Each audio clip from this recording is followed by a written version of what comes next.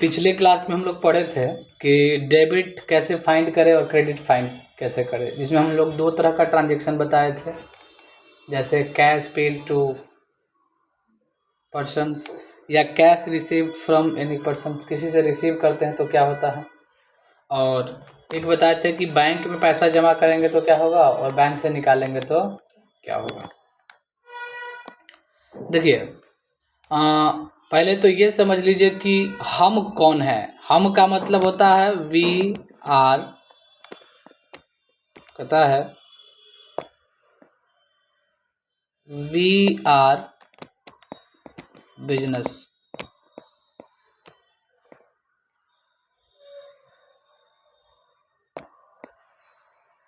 We are business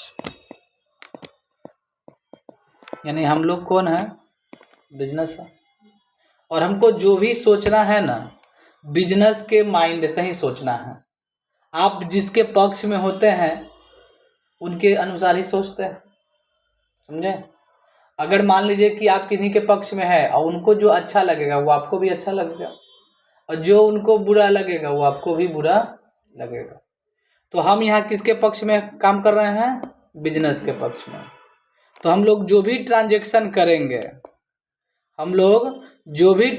करेंगे, वो business के पक्ष में करेंगे। किसके पक्ष में, बिजनेस के पक्ष में।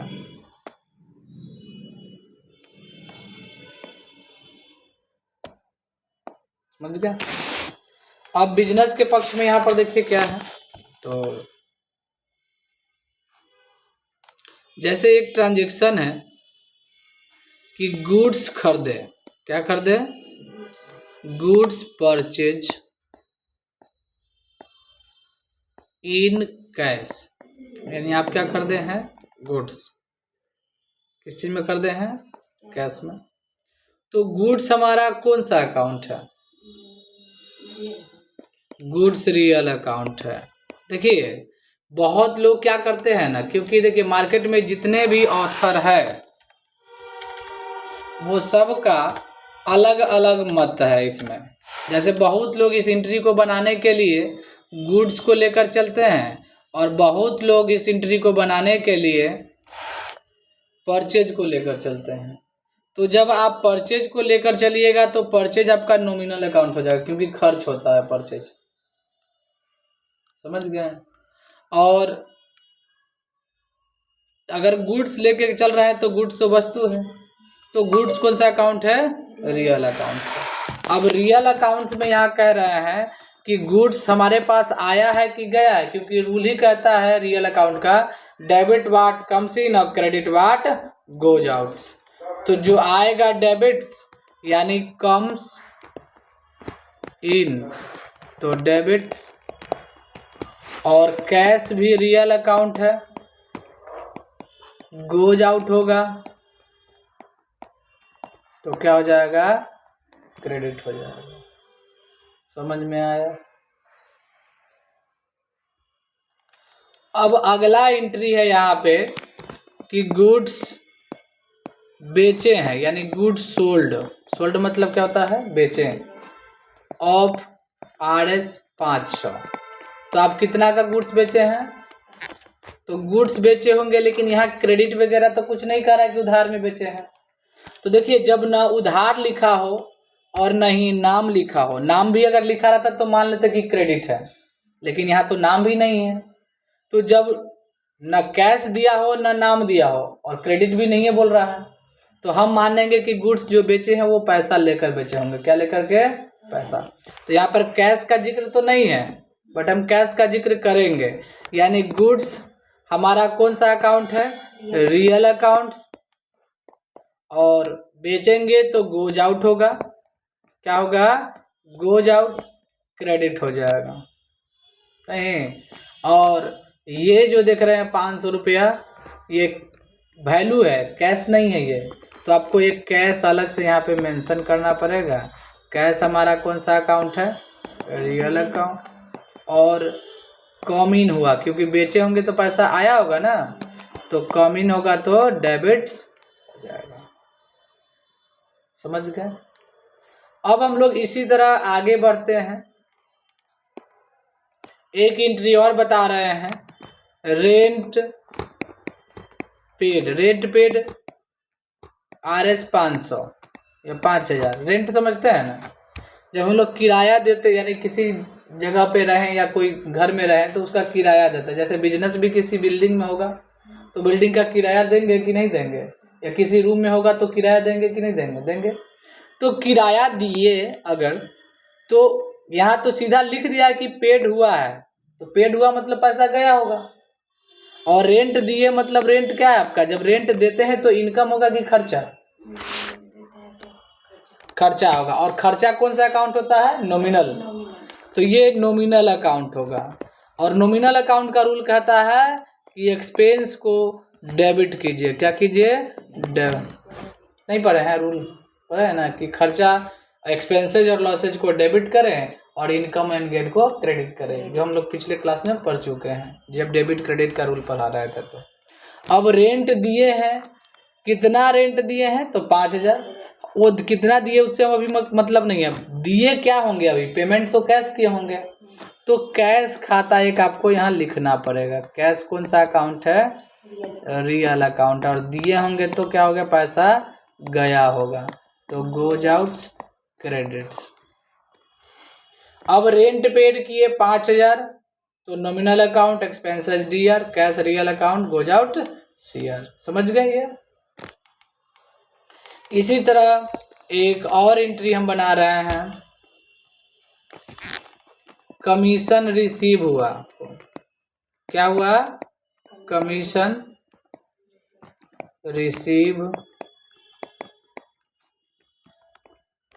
कमीशन रिसीव्ड RS 300, यानी आपको कहीं से क्या मिला है, कमीशन। जब आपको कमीशन मिलेगा तो कमीशन क्या है, कमीशन कोई वस्तु का नाम थोड़ी है, कमीशन एक इनकम का नाम है, आमदनी का नाम है। तो जब आमदनी है तो ये कौन सा अकाउंट हो जाएगा, नॉमिनल अकाउंट्स होगा, नॉमिनल अकाउंट्स। और नॉमिनल अकाउंट्स कहता है एक्सपेंसेज एंड लॉसेज को डेबिट और इनकम एंड गेन को क्रेडिट कीजिए। तो बताइए यहाँ पे कमीशन हमारे लिए क्या है, इनकम है, इनकम है, तो ये हो जाएगा CR, समझे।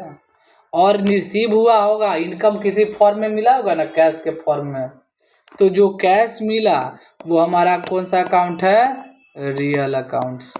और ये हो जाएगा कम सीन, नहीं पैसा आया होगा तो कम सीन डेबिट्स। ये समझ में आ गया। हम क्या क्या सीख लिए, किसी व्यक्ति को पेमेंट करना, किसी व्यक्ति से रिसीव करना, बैंक में जमा करना, बैंक से निकालना। अभी बताएं गुड्स परचेज का एंट्री, गुड्स सोल्ड का एंट्री, कमीशन रिसीव यानी इनकम रिसीव हो गया, और एक एक्सपेंस का बता दिए। अब आइए कि अगर ऐसा दिया हो कि salary paid by cheque. Cheque का नाम सुने हैं, ये चेक क्या होता है, हाँ चेक एक तरह का पेपर है, लेकिन ये ऑथराइज पेपर होता है, समझे। ऑथराइज पेपर का मतलब है ना कि हम बैंक को एक ऑर्डर दे रहे हैं कि मेरे खाते से पैसा निकाल करके और इस व्यक्ति यानी थर्ड पर्सन को पेमेंट कर दीजिए। अगर सोचिए ना कि चेक नहीं होता तो हमको खुद जाना पड़ता बैंक, तभी ना बैंक पैसा देगा हमको। और एक होगा वो हो गया, और नहीं तो ATM से निकालते हैं। लेकिन हम अगर बिजी हैं, बिजनेसमैन है, तो बार बार बैंक जाएंगे तो टाइम मेरे पास रहेगा नहीं, रहेगा। तो चेक सिस्टम इसी के लिए आया कि आप जिसको भी लिख करके साइन करके दे दीजिएगा तो ये ऑथराइज्ड पेपर होगा, यानी आपको ऑथराइज कर देगा वो कि आपने ही ऑर्डर दिया है, जब उस पर साइन कर दीजिएगा तो ठीक है। तो सैलरी दिए, तो सैलरी तो हमारा नॉमिनल अकाउंट है, तो पता होगा आपको। और नॉमिनल अकाउंट में ये खर्च है यानी एक्सपेंस, और एक्सपेंस है तो क्या हो जाएगा, debits.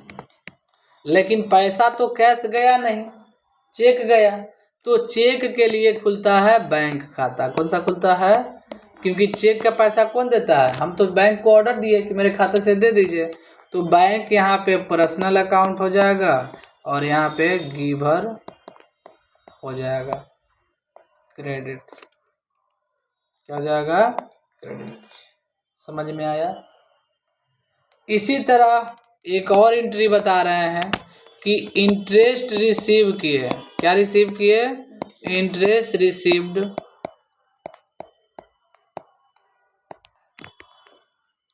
Bye check,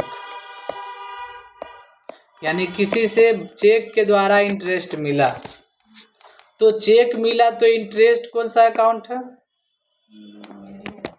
nominal accounts. Interest income का नाम है ना, और ये इनकम है हमारे लिए। तो इनकम को क्या करते हैं? क्रेडिट या डेबिट्स? इनकम क्रेडिट करते हैं। लेकिन पैसा किसके द्वारा मिला? चेक के द्वारा। सोचिए कि कोई व्यक्ति आपको इंटरेस्ट यानी ब्याज दिया और वो चेक दे दिया, तो कैश तो आपके पास आया नहीं।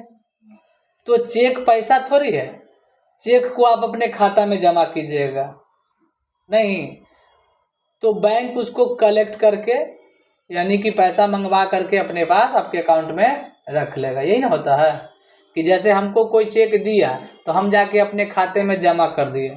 अब बैंक क्या करता है? उस चेक को क्लियरिंग के लिए भेजता है, यानी वो पैसा बैंक मंगवाता है। जिनके अकाउंट का चेक होगा वहां से पैसा मंगवाएगा, और जिनके यानी कि जो व्यक्ति अपने खाते में चेक जमा किया है वहां पे वो पैसा आ जाएगा। समझ गए?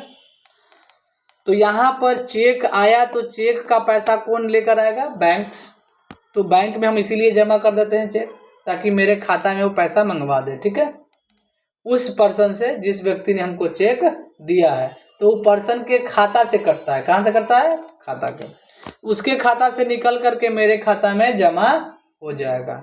तो ये हो जाएगा बैंक, यानी हमारे बैंक खाते में आ जाएगा। यानी बैंक ने क्या किया? उस पैसा को रिसीव किया, यानी रिसीवर हो जाएगा। नहीं होगा रिसीवर? और जब रिसीवर होगा तो डेबिट्स हो जाएगा। समझ गए?